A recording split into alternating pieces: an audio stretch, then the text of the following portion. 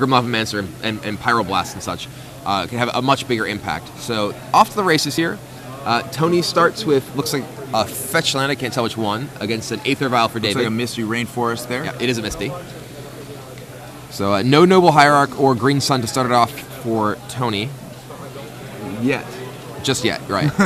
One thing that I actually I realized just as we were sort of cutting into this match, one card that makes a big difference for the Blazing Shoal deck that exists in Legacy but not in Modern is Wasteland. Yes. Wasteland makes the Inkmoth Nexus much easier to deal with in the early turns of the game, where it is a much harder threat in Modern. So it looks like that Aether Vial was not going to fly for Tony, and he's willing to return the tropical island he found with his Misty Rainforest in order to daze that. And then a Wooded Foothills comes down. Then David deploys, looks like Stoneforge Mystic. So David, he has a few different equipment he can get. He has Batterskull, Jitte, and Sword of Fire and Ice. Yep, that's a pretty standard suite for most of the standard for the most of the Stoneforge Mystic decks. And it looks like, given that he knows that Tony has, it looks like Tony has been playing. Yeah, that's exactly what I would expect him to get. It would be Jitte here. While Batterskull is very powerful against creature decks that are primarily attempting to attack your life total. Against a deck like No Rug, you really want to be able to keep their creatures under control. You want to be able to kill Dryad Arbor so they can't use it as a natural order sack outlet. And Jitte is the best card to do that. Yep. And having seen Misty Rainforest and Wooded Foothills, he correctly calls that's what he's up against. Yep. So Tony's turn to fetch again. And I'm guessing a Tarmogoyf is likely coming out of this, as it's the typical 2-mana play. And at this point, David's got to know exactly what he's playing against. Right, yeah. I mean, there are some Threshold Nimble Mongoose type decks that the Canadian are also Threshold. rogue, but no, so Fire. David reading the split card real making quick. sure that card still works. So David untaps and looks like he draws another Stoneforge Mystic. Yep. So the second Stoneforge Mystic, I will probably get maybe Sword of Fire Ice. He could get Batterskull here, depending on what he needs for his creature situation. But yeah, I think Sword of Fire and Ice is more likely. He shifted the Batterskull to the top. He shifted that's a sword up there. Yep. Yeah. So he gets the But Batterskull. he decides to get the Batterskull. So his opponent has used one piece of removal on his first Stoneforge. That makes it that much less likely that he can remove the second one. And if the Stoneforge lives for a single turn, he'll get the Batterskull into play. Yeah, it's really about whether or not the Stoneforge lives. If Batterskull is a good choice here, because the sword you can play cold, but you better be able to. Well, if nothing else, he forces his opponent to use his mana this turn to remove the Stoneforge Mystic. Even if his opponent, we see Tarmogoyf. Yep, and there's the Dryad Arbor. So here we David can. He has a land. He can certainly deploy his Batterskull. He could just cast his Jitte and then end step the Batterskull. Now that Tarmogoyf has got instant, land, creature, and artifact. Yes, so it's already a. There is an Aether Vial as well. So he actually just chooses to suit up and get going. All right, so he's not going to put the Batterskull into play. He's actually just going to start building counters on his Jitte and kill that Dryad Arbor, which makes a lot of sense. As we were saying before, the scariest thing that the No-Rug deck can do is actually just natural order. And with 3 land, one of them being Dryad Arbor, Tony was threatening Progenitus next turn. Yep. And David's safest play there is to remove the Dryad Arbor. So this looks like Green Sun for 1. So that gets Noble Hierarch.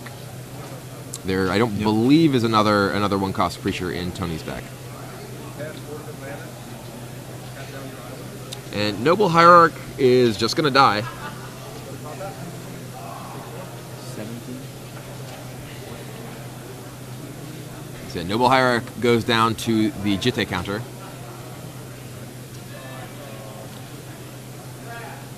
But Tony's got to be reaching for something here, because it looks like he's short on land and needs to start getting something out. Yeah, he's in a pretty tight spot here. Facing down a Jitte is not where you ever really want to be. So it looks like David has Caracas, and he can send that Stoneforge Mystic in. Hits for another 1, taking Tony down to 16. Yeah, 2 counters on that. Oh, and that's a Jotun Grunt. I think that's an overlooked creature in Legacy right now. It showed up in the blue-white tempo decks a couple years ago, but it really hasn't done a whole lot. And at this point, Tony just packs it in the face of the Jitte dominance. And the Rishadan Port was just exacerbating his mana troubles. Yep. So going to the sideboard here, looks like David has an Enlightened Tutor-based sideboard. He has tutors. He has Leonin Arbiter. Leonin Arbiter is an interesting card against the Green Sun Zenith deck. He can help try and shut down the many fetch lands that Tony Chu is playing, as well as Green Sun Zenith and Natural Order. If that Arbiter stays in play, I think Arbiter will likely come in. It's also Arbiter's a particularly scary card in combination with Aether Vial, because if you're sitting with an Aether Vial at 2, you never know when your opponent might put an Arbiter into play and have you stuck with the inability to actually pay for the search. David's deck is built to leave Aether Vial at 2. It is an Aether Vial deck, and he wants to have Vial on 2, putting out things like Sarah Avenger, Phyrexian Revoker, Stoneforge Mystic. He does have Flicker Wisp and Mangara of Coriander to go for at 3. Yep. But there's very little incentive to do that when he can stick his opponent with Arbiter. He is not hurting when he's sitting on 2. Got lots of options. Right. So it doesn't. I doubt he would be bringing in any of his tutor package here.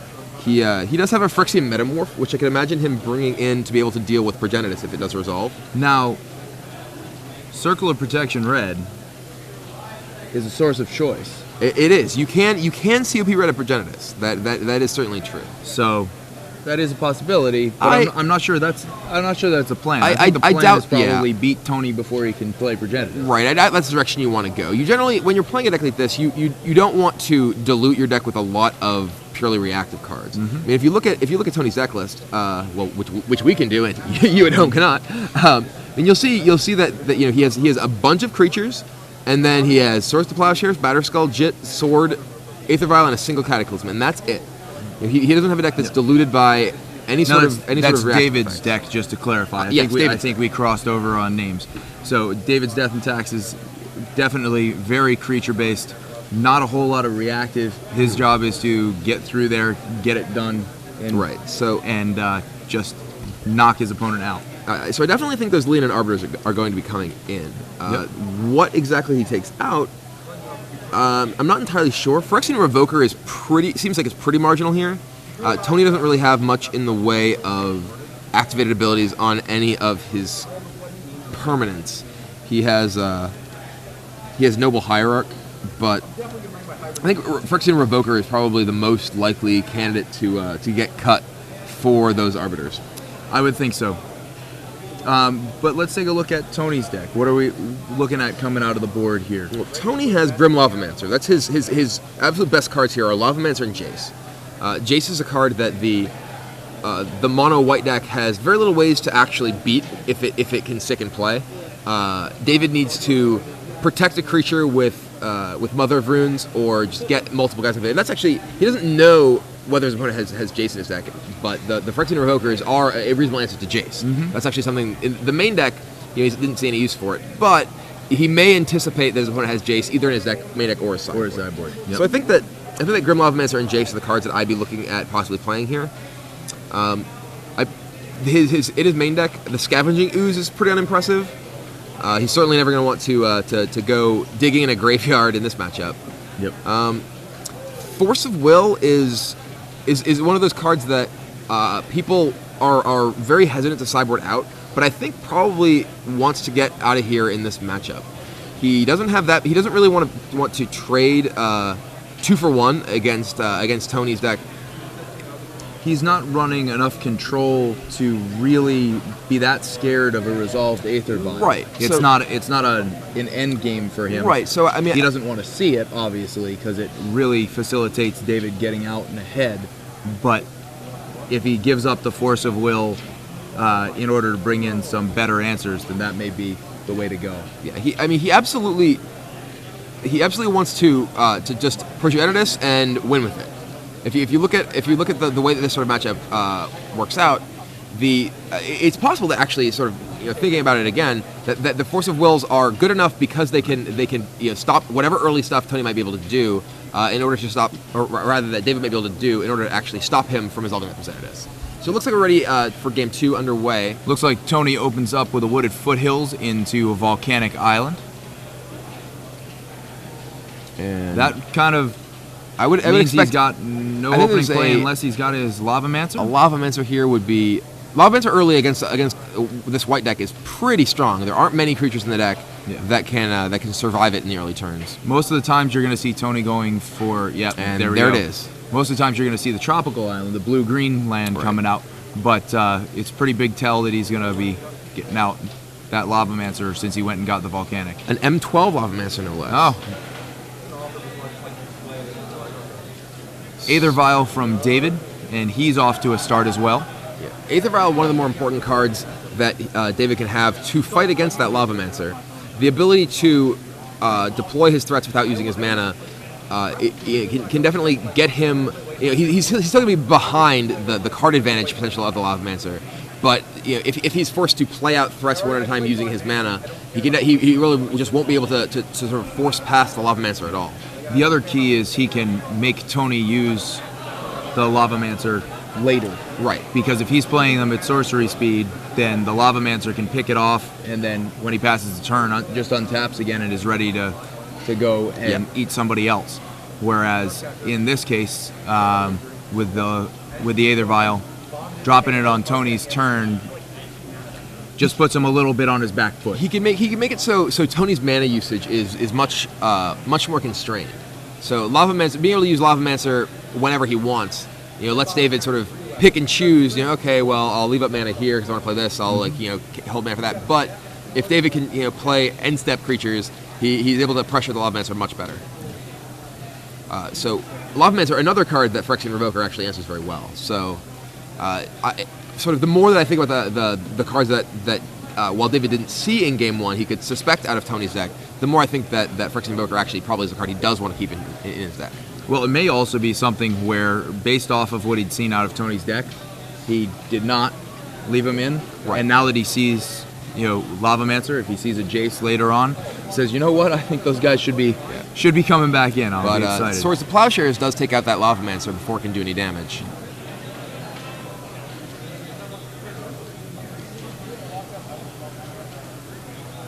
We've got a question from MMONAJ on Twitter, and they're asking if SCG Atlanta is a 3X Planeswalker point event. And yes, the StarCityGames.com Open Series, they are all WPN Premium events, which has that 3X modifier.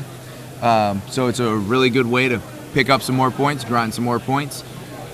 Good big events, long events, high participation points. We had 600 players for Standard yesterday, and over 200 today for Legacy. 250 today. So big turnout for all of these events. And then the draft opens as well. Absolutely. If Legacy isn't your thing, Day 2 features not one but 2 draft open events that are both 3X multipliers. Yep. And I believe this is the last M12 one. Starting with the next event, we will be Innistrad, so a whole new draft format. Yep. So Tony with a Green Sun Zenith for 2, fetching Tarmogoyf.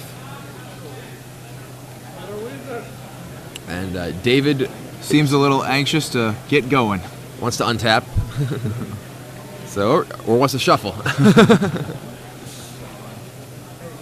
And David's got that die on top of his library to remind him that he can add that counter to... looks like Tony's going to be gaining a little bit more life.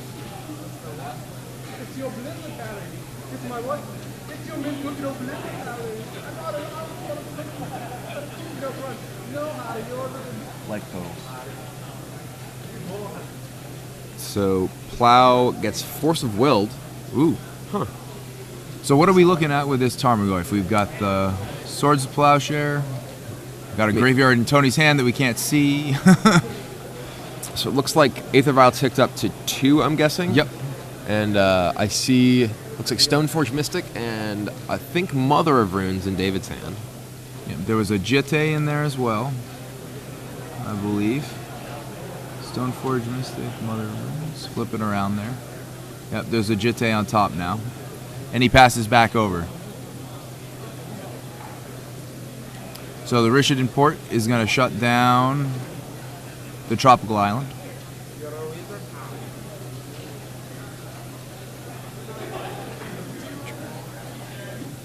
And Ancient Grudge seems to have made its way in from the board. That makes a lot of sense. David's deck has quite a few artifacts in it, both the Aether Vials and the full collection of equipment. So that Ancient Grudge is actually quite good here. It takes out the Aether Vial, which David uses to Stoneforge Mystic. But whatever he gets from hiding Stoneforge Mystic in the graveyard, ready to knock out whatever comes in. Can be taken out by that Grudge that's just waiting for the next one. Yeah, Flashback's pretty good, I've heard. Ancient Grudge is one of the most powerful flashback cards out there. It's a card that sees play even in Vintage. Yep. It's just I will kill this and kill this for incredibly low mana cost, incredible flexibility. The two artifacts don't have to be in play at the same time. Rack and Ruin was a card from Urza's Saga. That was getting rid of two. A very powerful card, and this is basically Rack and Ruin on layaway. Yeah, you can rack that, then ruin that later. Yep.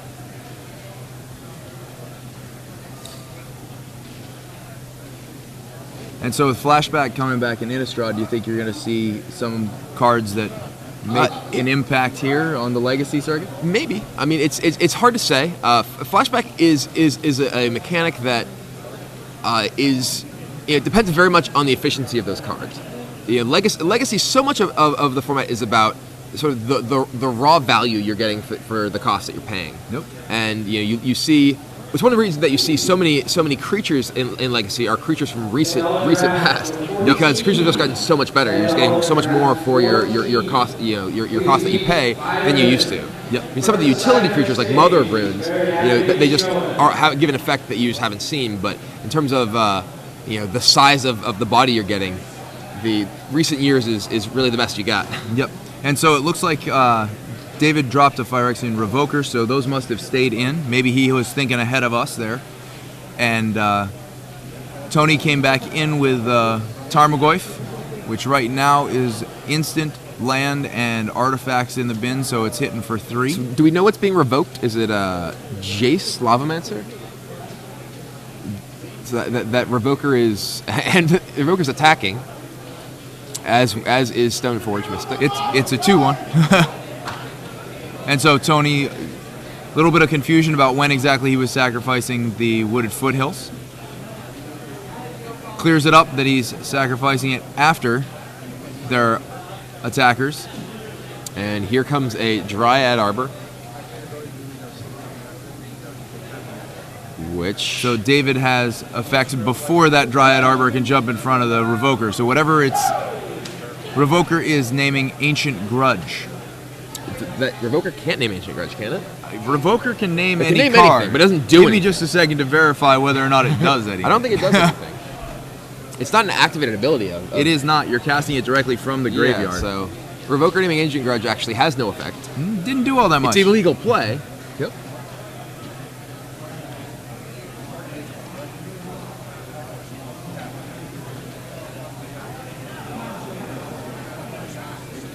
And we seem to have some confusion about... I don't know. Is there a life total discrepancy? Or sideboard? Was he trying to fetch for something and he couldn't find it? I'm a little confused. It is at this point, when there's this much hand gesturing, that a hand should go up and...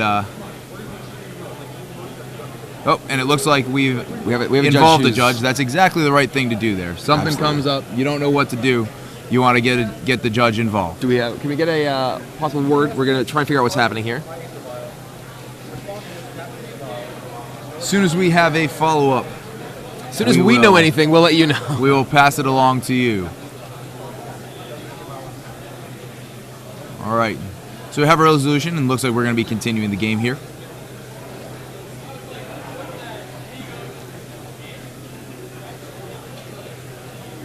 I think it may have had something to do with whether he had shuffled after the fetch land or something. Here comes Tarmogoyf. That's kind of what it does. So I'm actually a little confused. Shouldn't the Dryad Arbor be dead? Didn't it The block? Dryad Arbor did Or was that not block. What happened to Phyrexian Revoker? It was Ancient Grudge, I believe. No, Ancient Grudge is in the graveyard still. There's actually 2 Ancient There's Grudges 2 in the Ancient. Oh, so graveyard. it was Ancient Grudge. Yes.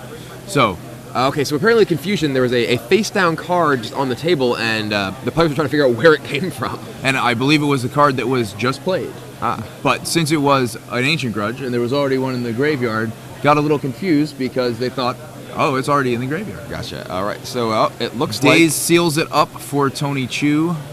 and we're going to game 3. Yep, we'll be moving on, and David Winsaver will be on the play here in game number 3, and we've got to expect that he'll be leading off with an Aether Vial, or at least hoping to. That's certainly his plan. So obviously, so we talked about the cybering possibility before, and they did not go exactly how we had thought. Ancient Grudge definitely was a card that certainly should have come in and played a very big role in that game. Absolutely. Taking out multiple creatures, multiple artifacts, and both players going back to their sideboard. Gavin and I have actually been talking through much of the weekend about the value of changing your sideboarding strategy based on whether you are on the play or on the draw, and you have to wonder if these players are taking that consideration here. You know, for instance, a card like Daze in Tony's deck is dramatically better in this matchup if he's on the play, and actually pretty bad if he's on the draw, because most of his opponent's deck are cheap threats. Yep. So I have to imagine that there's a good chance he's taking it out. Yes, in the draw. You'd have to hope.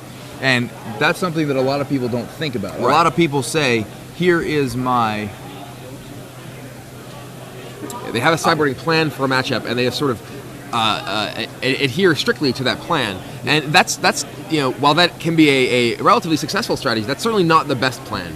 The best plan is to adapt your sideboarding strategy both to the specifics of your opponent's deck. So if you have a plan against, say, well, this is how I sideboard against no rug.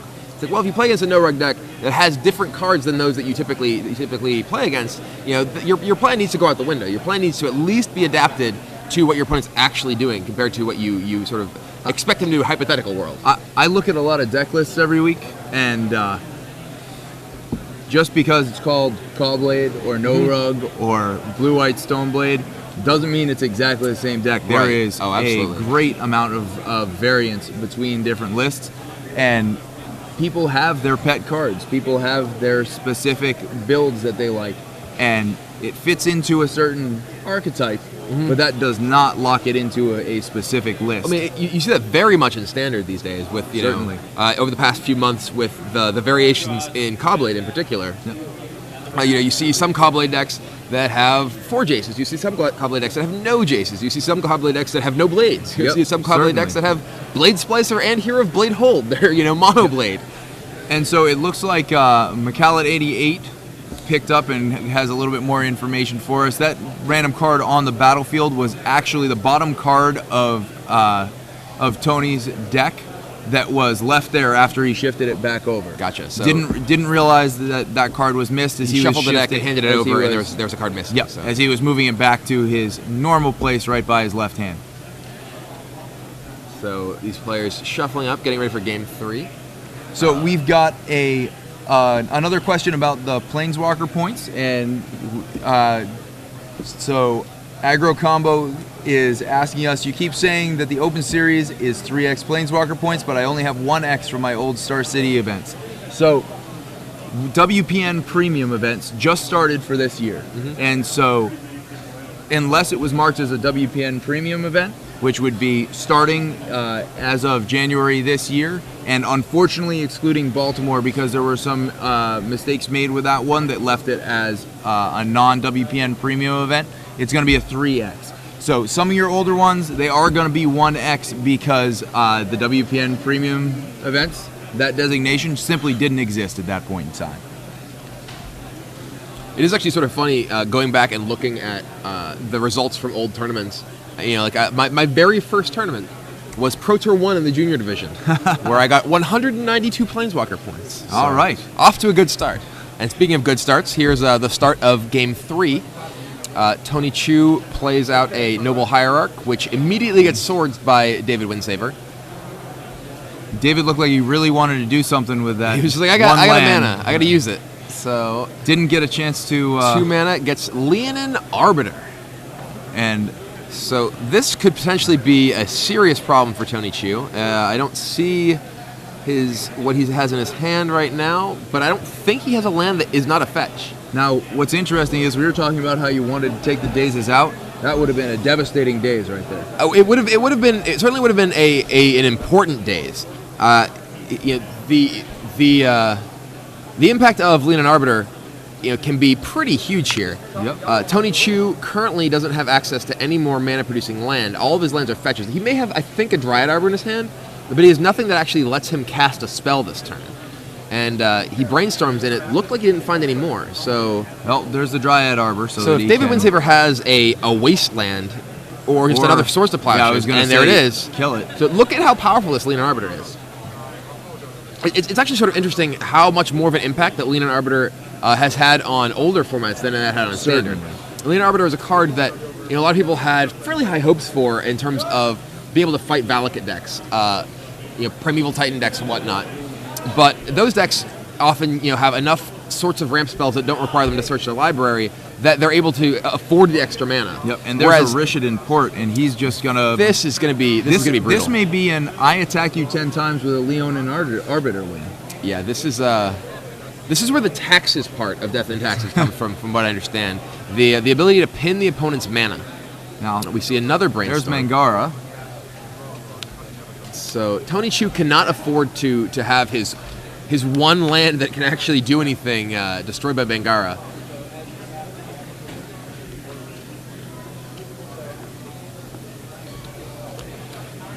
Tony looking at his hand, digging, trying to find frantically to find answers. He has a Fire Ice in his hand, but he so can't if he can cast find it. That second, he needs to find a red mana in order to do. And it looks like all the lands that he have are fetches. It looks like he is on mono fetch mana base here, and I'm guessing that Tropical Island is not long for this world.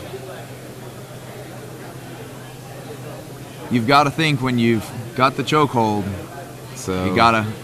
And Mangara is interesting. Mangara sitting back at this point, so he doesn't want to attack with it, but also isn't using it. So is that Caracas that he just drew, or is that a basic plains? No, it's a basic. That's basic plains. Those are out of looks like the Urza Saga plains. So Leonin Arbiter comes in. David again. Trying to decide if he wants Leonin Arbiter to go on his own. Looks like Mangara is going to come in. He's going to settle for porting out the Tropical Island during Tony's upkeep. So we have a correction on Twitter. Apparently, David's last name is Winsaver, not Winsaver. It's a U that we have as a V right there. It kind of looks like a V to me in his deck list. But, I can see an argument. It could go either way. So we apologize, David. That's our mistake. We have it fixed for you right now. So, and a wasteland. So, well, now we're attacking, and now we're wastelanding. So Tony Chu has access to no mana. He has nothing but fetch lands facing down a Leonin Arbiter. He is basically just completely mana locked by that Arbiter. Yep, and discards a card. Nothing to do here. Just standing there and getting hit. Here come the dopey hate bears that are keeping him locked down. And there it is. That's the game. So, wow. Leonin Arbiter goes all the way after just coming down turn 2 and completely stranding all of Tony Chu's fetch lands. Yep. And aggressive mana bases, especially that use a lot of fetch lands,